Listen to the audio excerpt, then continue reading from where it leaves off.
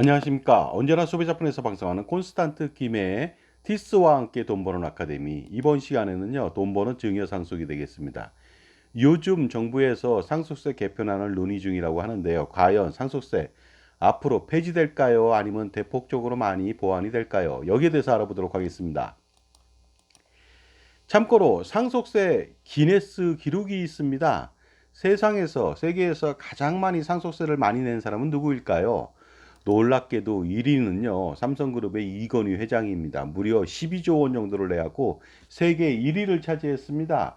왜 이렇게 20조밖에 안 되는 사람이 이렇게 많은 상속세를 냈을까요? 그것은 바로 최대 주주 할증세율 20%를 포함해서요, 무려 무지막지한 60%의 상속세 희생양이 되었기 때문이죠.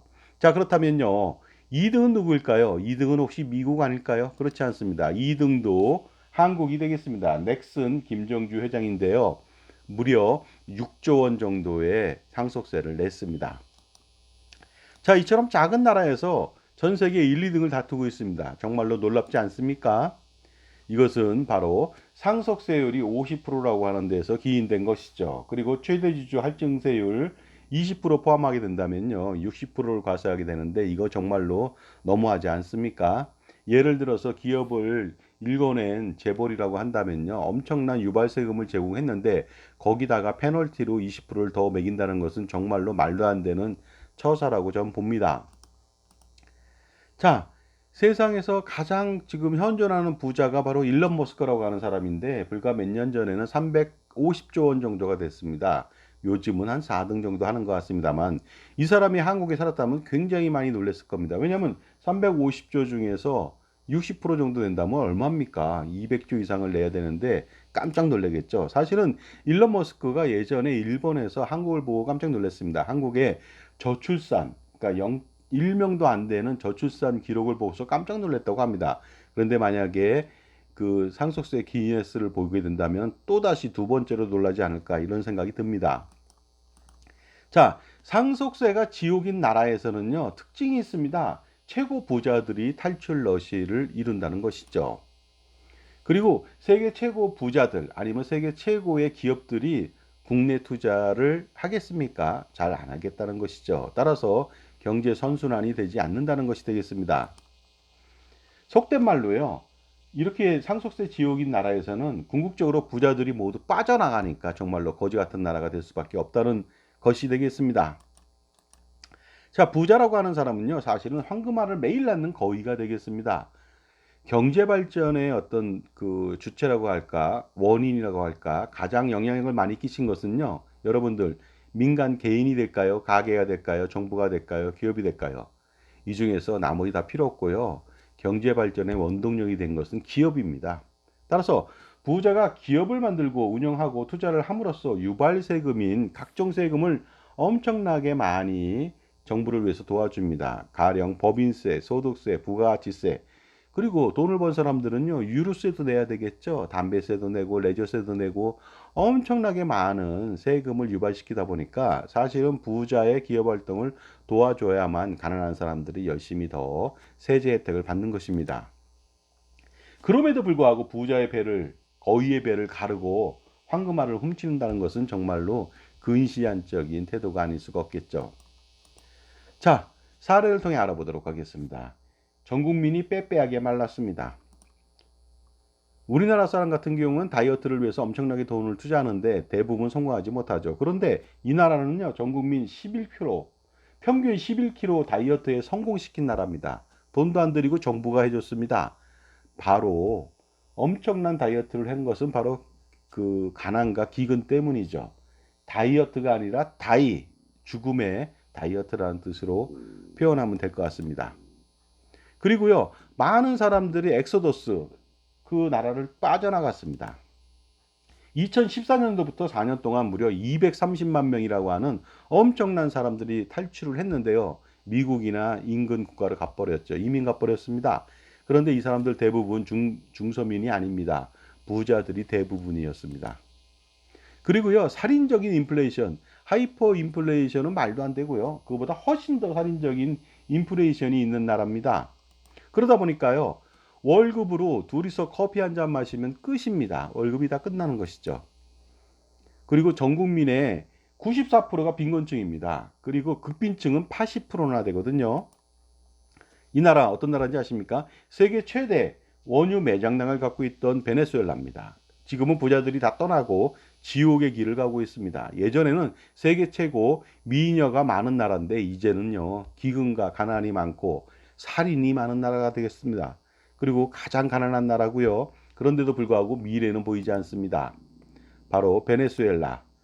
포퓰리즘 무능한 정치가 경제를 잡아먹고 국민을 잡아먹은 나라의 표본이 되겠습니다. 스웨덴 사례도 알아보도록 하겠습니다. 전 세계에서 세금 하면은 가장 많이 걷기로 유명한 나라가 스웨덴이죠. 그만큼 복지 정책도 엄청납니다. 자, 그런데 스웨덴이요, 2005년도 증여세 상속세를 폐지합니다. 과거에 최고 70%까지 부과했거든요. 그런데 폐지하면서 자본이득세 30%로 전환시킵니다. 그리고 부유세도 2007년도에 폐지했죠. 정말로 스웨덴은 정말로 놀라운 나라, 현명한 나라가 아닐 수가 없습니다. 더 많은 세금을 걷기 위해서 이것을 폐지한 것입니다. 그리고요, 영국도 세금의 원조라고 할 수 있는 영국도 상속세를 요즘 폐지할까 하고 검토 중에 있습니다. 따라서 우리도 상속세를 대폭적으로 개편할 필요가 있습니다. 그래서 완화시킬 필요도 있고요. 그래야만 더 많은 유발세금을 거둘 수가 있죠. 정말로 현명한 판단이 기대되는데요. 물론 저는 폐지도 필요하다고 봅니다. 자본이득세로 추후 매각시 과세한다면 아무 문제가 없거든요. 정부안은 이렇습니다. 먼저 상속세를 최고 30%로 인하시킨다는 내용이 되겠습니다. 50에서 30%니까 굉장히 많이 줄였죠. 왜냐하면 OECD 국가 평균이 26%거든요. 물론 없는 나라도 엄청나게 많습니다. 거기에 반영해서 30%라고 합니다. 그리고 과세 방식을 유산세 방식에서 이건 합산 비상속인의 합산 누진과세니까 굉장히 세금이 많습니다. 유산 취득세 방식으로 상속인별로 나누어서 상속세를 과세하는 방식으로 변경하겠다고 합니다. 하지만 제가 볼 때는요, 아직까지도 30%의 개편안도 사실은 엄청나게 세금이 많습니다. 이중과세 성격이기 때문이죠. 그 다음에 유산취득세 방식으로의 변경은 사실은 만시지탄이 아닐 수가 없습니다. 왜냐하면 요즘은요, 과거처럼 6명의 자녀가 있는 게 아닙니다. 1명 정도밖에 없습니다. 어떤 집은 1명도 없습니다. 그러니까 절세 효과는 정말로 많이 떨어지겠죠. 그럼에도 불구하고 이번 상속세 개편 논의는 사실 찻잔 속의 태풍이라고 할까요? 아무런 성과도 얻지 못할 것으로 보입니다. 왜냐하면 부자 감세 논란이라든가 포퓰리즘의 발호 아니면 여소야대의 상황 속에서는 제가 볼 때는 마음대로 되지 않을 것 같습니다. 따라서 상속공제 중 일부만 보완될 것으로 좀 보입니다.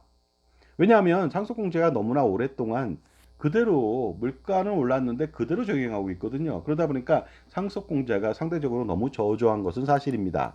배우자 공제 알아보도록 하겠습니다. 배우자 공제가요, 놀랍게도 1996년도 말부터 지금까지 똑같습니다. 최소 5억 원에서 최대 30억까지 공제를 해주죠. 28년째 요지부동입니다. 물가 상승률은요, 그 기간 동안에 제가 계산해 봤더니 204% 올랐습니다. 따라서 적어도 배우자 공제는 60억 정도는 해줘야 되겠죠. 그리고요, 더 문제가 있습니다.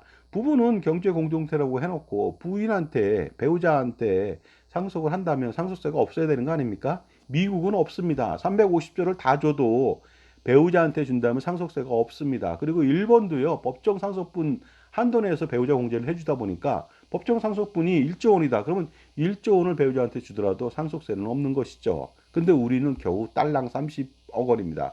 물론 그 재산이 50억 원 이내라면은 30억 원도 크죠. 하지만 어느 정도 몇백억 원 아니면 몇천억 원, 몇조 원, 몇수십억 조가 된다면은 사실은 30조라고 하는 30억 원이라고 하는 것은 정말로 세 발의 피죠. 극히 미미합니다. 그리고 일괄공제도 1998년도부터 5억 원을 그대로 적용하고 있습니다. 26년째 요지부동이죠. 물가상승률은 그 기간 동안 제가 계산해 보니까 182%입니다. 따라서 적어도 9억 원 이상은 물가상승에 맞춰서 공제해줘야 맞다고 보죠. 재산세, 종부세 등은 물가상승률을 반영해서 과세하면서 도대체 왜 이러는 것일까요? 제 정보가 도움이 되신다면 무료 구독하고 좋아요 부탁드리겠습니다. 그리고 특히 멤버십 회원 가입을 해보시기 바랍니다. 그러면 멤버십 회원들한테는요, 그 혜택이 있는데 제 프리미엄 동영상 서비스를 보실 수가 있습니다. 제 그 동영상에는요, 저만의 절세 비법이 들어있습니다. 따라서 수억 원 내지 수십억 원 아니면 수백억 원 이상의 절세가 가능한 플랜들이 있으니까 반드시 멤버십 회원 가입해 보시기 바랍니다. 제가 원하는 방향이 있습니다. 상속세 개편 방향. 증여세부터 먼저 알아볼게요. 창업을 자녀가 하는 경우에는 증여세를 완전 면제해 줘야 됩니다. 그리고 증여 공제 한도도 상당히 많이 상향시켜야 됩니다. 이래야만은 경제가 잘 돌아가고요. 유발세금이 더 많이 거칩니다. 그 다음에 해외로 탈출도 막을 수 있겠죠. 그 다음에 상속세는요. 가업승계인 경우에는 면제를 해주고요. 나중에 3대, 4대, 5대가 가서 만약에 해당 기업을 매각한다. 그때 자본이득세로 과세하면 됩니다.